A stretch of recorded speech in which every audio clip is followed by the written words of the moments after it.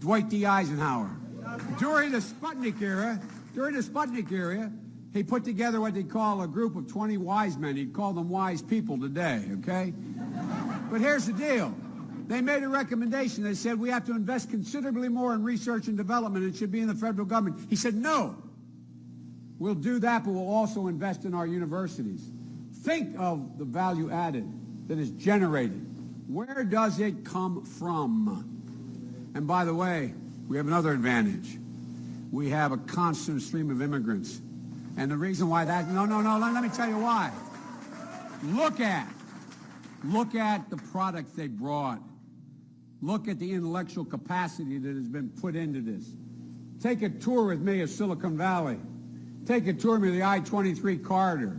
Ladies and gentlemen, we have the most agile venture capitalist system in the world. I know Bernie was my good friend, doesn't like me saying that, but it's true. It's true. They're agile. And what do? They take risks on supporting startups. 4 out of 5 that fail, but that when they start up, they change the world. Ladies and gentlemen, we have a rule of law that protects intellectual property. You can go into court and have your disagreements adjudicated fairly. The world knows that.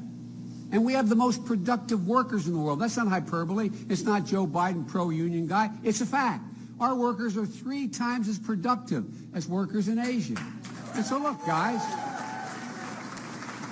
that's why there's an outfit called A.T. Kearney. Some of you who have economic classes probably study it. A.T. Kearney does a survey every year for the last 19 years. They go to the 300 largest industrialists in the world and say, where's the best place in the world to invest?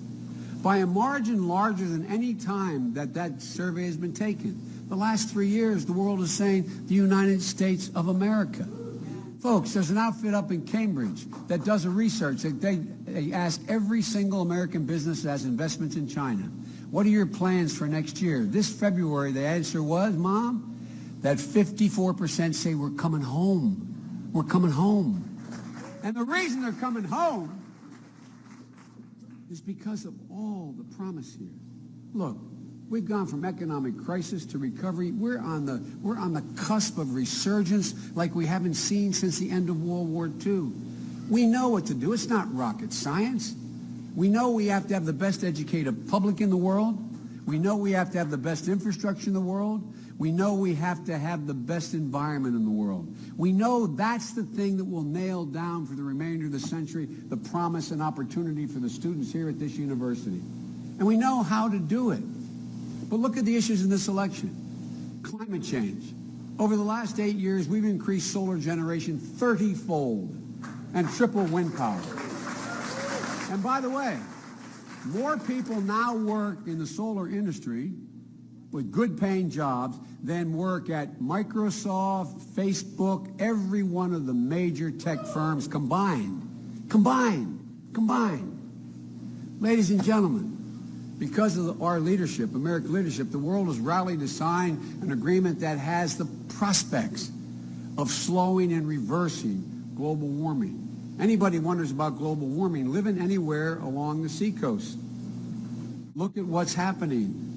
Folks, Hillary's plan is that within the next 10 years, we'll power every single home in America with 500 million solar panels installed across American homes. That's going to happen. And that will change that will also change substantially. It will create millions of good-paying jobs. But folks, it will also change your burden of heating and cooling your home. And what does Trump say about climate change? Here's the quote he said. This is his quote. He said, it's a hoax created by and for the Chinese to make American manufacturing non-competitive. That's all malarkey. It is malarkey. It is malarkey. It is malarkey.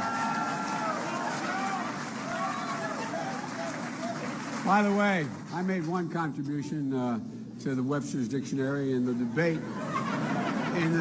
With he's a good guy, with Paul Ryan.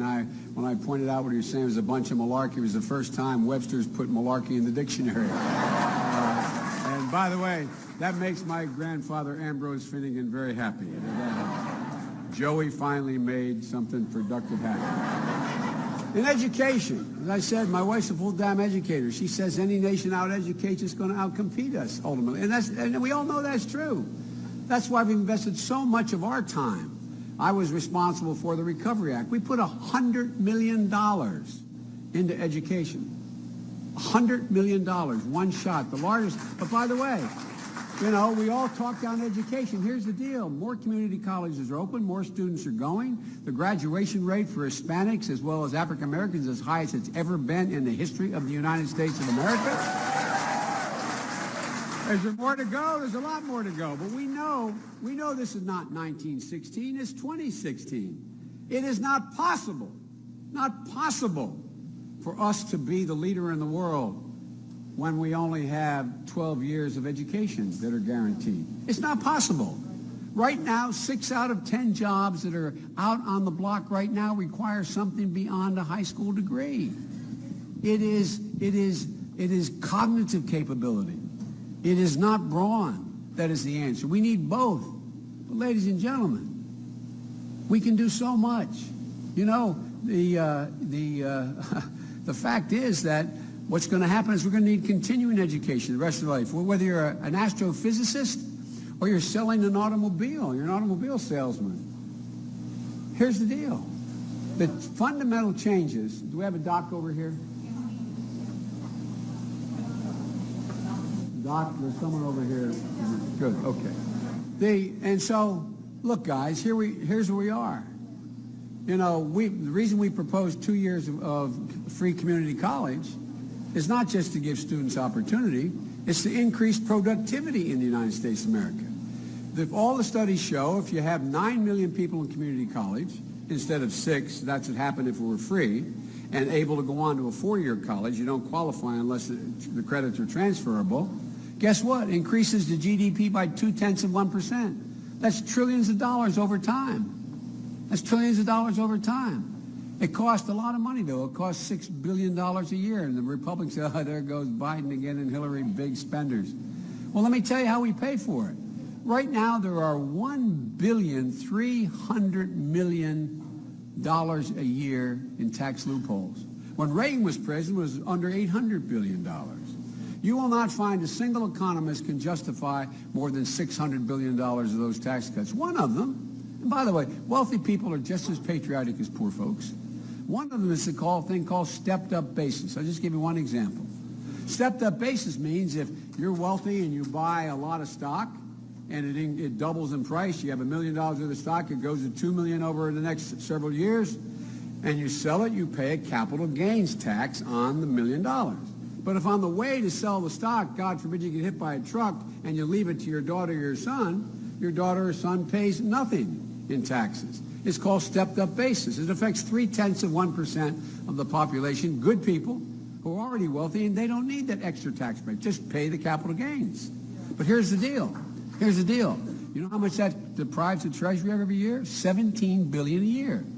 Just eliminating that one tax break, I can provide free community college for every single solitary student in America,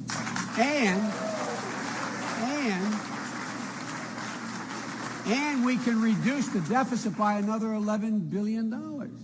So look, I'm not going to go on, but here's the deal. Hillary knows what has to be done. We have to invest in making the climate more rational and produce jobs as a consequence of it. We should be exporting billions of dollars worth of technology, how to keep the planet green, just like we exported billions of dollars of coal when my grandpa up in Scranton, they were doing that. Folks, we have the capacity to do that. That creates millions of jobs here. We know. What does Trump do about education? Some of the students here, I'm not going to ask you to identify yourself, are here on Pell Grants. That's why they're able to make it. He cuts Pell Grants. He cuts Pell Grants. He cuts hundreds of millions of dollars over time out of the education budgets out there. Look, ladies and gentlemen, let's take one more example. There are hundreds of thousands of women not in the workforce today, not because they're not fully capable or as well educated as men, but because if you live in the collar counties around Philadelphia or in Delaware, it's cost an average of $15,000 a year for 2 kids in child care. $15,000 a year. So what do? We come along and say, look, we're going to give you a significant tax break because we want you in the job market. We want you to be able to afford to be there. What does Trump do? It's always a Republican answer. What you can do is you can go ahead and put away extra money tax-free. Well, if you have no money to put away, it doesn't help you a bit. So look, you know, I'm going to skip to the end here because I'm taking too much of your time. But here's the deal, guys. Here's the deal. Here's the deal. Everybody knows a couple basic things. I mean, they really are basic. We know that raising the minimum wage doesn't cost jobs, it increases economic growth. And we know that nobody working 40 hours a week should live in poverty, working 40 hours a week. We know tax credits for education, all the things they want to cut. You know, we know education's the answer, and we know how to pay for it all. Ladies and gentlemen, just take one look, and I'll get out of your hair. Take a look at what Trump proposes. Trump has a tax plan which calls for the cut. And by the way, ask your economic professors here, or ask any Republican who is knowledgeable, you think is knowledgeable on the economy. No, I mean it sincerely. If they're your friend, they'll level with you. He calls for cutting over $9.6 trillion in tax revenue. Now that requires over 10 years. That requires one of two things. Either you're going to increase the deficit $9.6 trillion, or you got to cut from the budget $9.6 trillion, or you got to generate $9.6 trillion in additional growth. Well, he offers nothing to demonstrate that he's going to grow the economy, because the things that grow the economy are having people in the workforce, paying taxes, et cetera. So here's what outside experts in the tax policy institutes, not progressive, not Joe Biden, the Democrat, here's what they say about his plan. In order for him to do this and balance the budget, require him to cut everything else by 40%, including Social Security, Medicare. No, for real. And by the way, guess what these guys have voted for? Katie McGinty's opponent, who's a good guy. I like him. I get on well with him. But they voted for a budget that's passed the Republican House of Representatives now 5 times. What it does, it voucherizes Social Security. I mean, it privatizes Social Security and voucherizes Medicare. Well, that's a fancy way of saying you're going to get a whole hell of a lot less. And what is the thing we do to bring stability and certainty to people's lives? To make sure they know that what they put in, they can get out, what they will be able to live with dignity.